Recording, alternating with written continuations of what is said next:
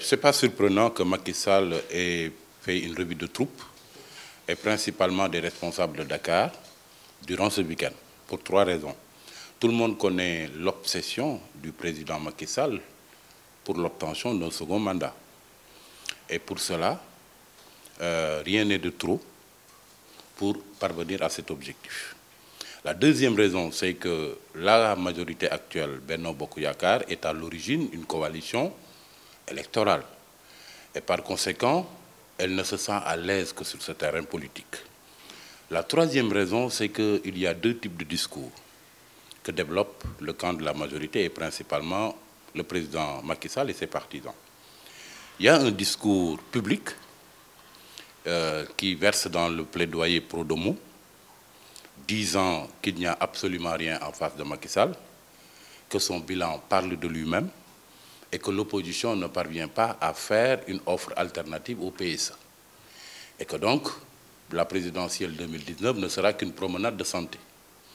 Mais à côté de ce discours public destiné à l'opinion, il y a un discours interne qui consiste à reconnaître que la partie ne sera pas aussi aisée que ça paraît en première vue.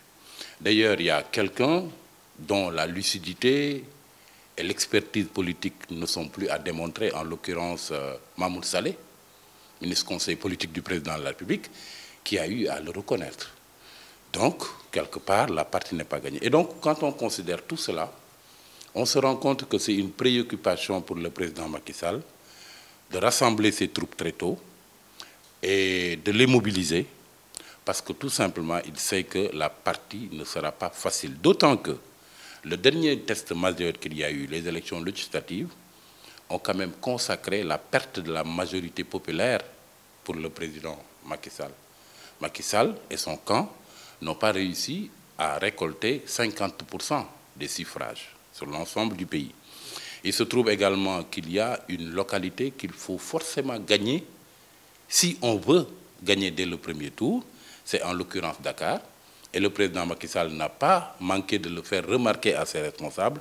Ils n'ont eu que 33% à Dakar lors des législatives. Je crois que tout cela fait qu'ils ont une conscience très claire que le pari est risqué, que ce ne sera pas une partie de promenade et que ce sera très compliqué. Et c'est pour cette raison qu'il n'y a pas de surprise a priori que Macky Sall rassemble ses troupes. Maintenant, pour ce qui est de ce mouvement que l'épouse du Premier ministre voudrait formaliser, mettre en place, je ne pense pas que ce soit une très bonne chose. Tout le monde sait que les épouses, à commencer par l'épouse du président de la République, du Premier ministre, des ministres et même des directeurs de société, donc tous ceux qui sont aux affaires, leurs épouses s'impliquent d'une manière ou d'une autre sur le terrain politique, en allant à des manifestations, en parrainant des manifestations, en soutenant des femmes ou des jeunes de leur quartier. Mais jusque-là, ça n'a pas été formalisé. Maintenant, formaliser cela sous une forme de cadre bien structuré, je crois que c'est renvoyer une mauvaise image auprès de l'opinion et auprès des Sénégalais. Ça peut donner l'impression que les membres du gouvernement, leurs familles, se sont constitués en clan pour préserver les privilèges que leur confère le pouvoir. Et je ne pense pas que ce soit une très bonne chose. Et c'est pour cette raison que j'ai des réserves par rapport à cette structuration avec la femme du Premier ministre qui veut amener les femmes des ministres et peut-être sans doute les femmes des directeurs généraux de société nationale à s'impliquer dans la politique de façon formelle. Je ne pense pas que ça soit vraiment une très bonne image à renvoyer. Maintenant, tout cela risque, malgré tout, d'être chahuté par un fait. Nous sommes dans une année charnière, à quelques 13 mois de l'élection présidentielle, ou sinon moins. Et le Front social est en ébullition. La CNTS, qui est la plus grande centrale syndicale du pays, a initié une marche nationale pour le 23 janvier. Le SAMES, c'est-à-dire le syndicat de la santé, et le QSEMS, le syndicat d'enseignants, ont décidé de faire front commun pour amener le gouvernement à respecter les engagements qu'il avait pris vis-à-vis d'eux.